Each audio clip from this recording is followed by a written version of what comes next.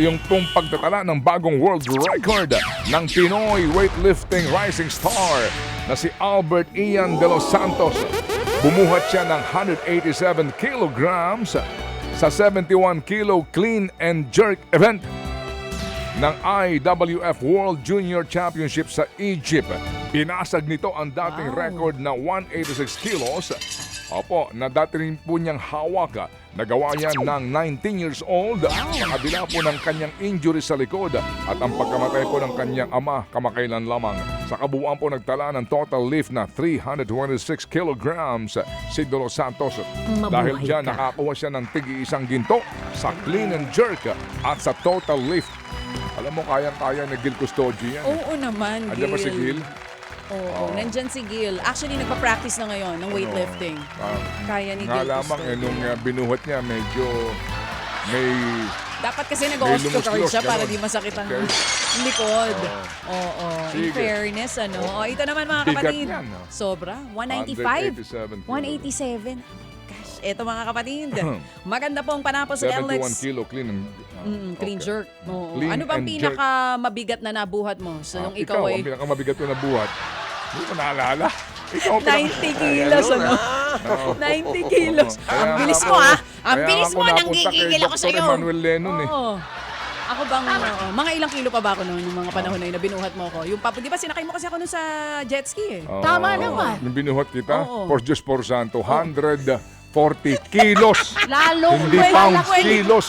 Pwede ka pala sa senior edition talaga. Lalong lumalaki. Sige, mamaya tatry Sige. ulit natin. O, ito naman. Pakita natin yung kanyang picture nga, set, please. Napakalaki. Okay. Eto Sige, na, pakita natin maganda dito. ang panapos ng NLEX Road Warriors. Ito yung sinasabi mong gusto mo mapanood ba? Sa elimination round po ng PBA Commissioner's Cup, tinalo po nila ang Titan Ultra Giant Risers 123-112 sa ikaapat na sunod na panalo. Nasiguro rin ito ang top seed para po sa koponan. Nagtala ng triple-double ang NLEX star na si Robert Bolick matapos po ang 25 points, 11 rebounds at 10 assists. 29 points at 20 rebounds naman ang ginawa po ng import na si Cody Lalane.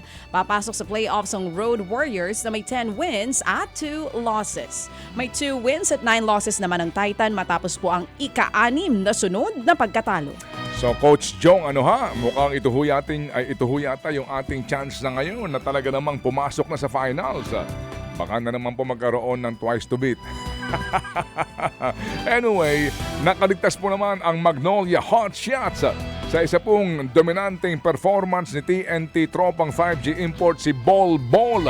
Nagtala ng PBA career high na 53 puntos si Bol, pero nanaig pa rin po ang Magnolia 106-94. Ibinaba sa dalawa ng TNT ang dating 20 puntos na kalamangan ng Magnolia sa third quarter. Pero naka-recover po ang Hot Shots para masiguro ang panalo. Nagtala ng 42 points si Magnolia import Clint Chapman. Kapwa po meron 6 wins at 5 losses po ang TNT at Magnolia. Malamang magkaroon po ito ng ng mga playoff itong dalawang ito. At dito nga po napatunayan po na talagang dapat po team effort. Kasi ang ginawa dito ng Magnolia, sa nabasa ko lang naman, they controlled yung pong output ng mga locals. Na gaya rin po ng formula ng dati ng ibang mga teams. No? Kapag sobrang lakas ng import, doon ka mag-concentrate sa depensa sa mga locals na hindi sila makagawa. Hindi na baling yung import mo makagawa, makabuslo ng makabuslo, pero kung kontrolado mo yung output ng mga locals, meron kang chance na manalo. Partner, pagka pala pwede ka pala mag-sideline na, coach? Oo. Hindi na ako, consultant. Okay. O ito naman, punta po tayo sa MPTC Tour of Luzon 2026. Ganda ng ginawa ng Meralco Bolts kontra sa San Miguel. Kasi nga team effort naman talaga yan. Hindi pwedeng, di ba? Wala kang control, hindi mo makontrol si Junmar. Yung Doon ka galing. sa iba. Oo. Yun ang Hayaan mo binantayan siya, nila. Sige, mapapagod ka rin. Totoo sige. naman.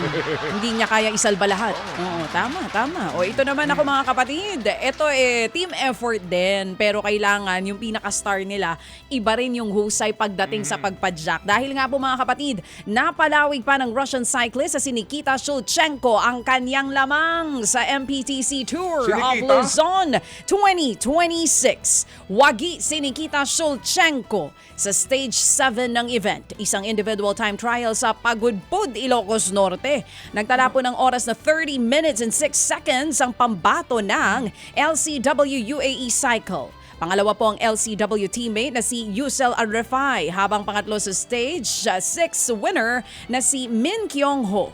Nangunguna pa rin po si Shulchenko sa individual general classification. Pahinga muna ngayong araw ang Tour of Luzon. Magpapatuloy po ang aksyon sa Huwebes. Para po sa stage 8, mula naman po yan sa, wow, ganda ng view habang nagbabike ha, Pagudpud hanggang sa Paway mga kapatid. Ang haba po ng kanilang ibibisikleta for the stage 8 ay 157 kilometers. Ang takbuhan daw pala ng mga ito, 40, 50 hanggang 60. Ang init dyan sa Sobra. Pagudpud. Samantala pa rin, naglabas po ng direktiba ang Premier Volleyball League na tanging sa pamamagitan po lamang ng draft, makakapaglaro sa liga ang kahit na sinong player.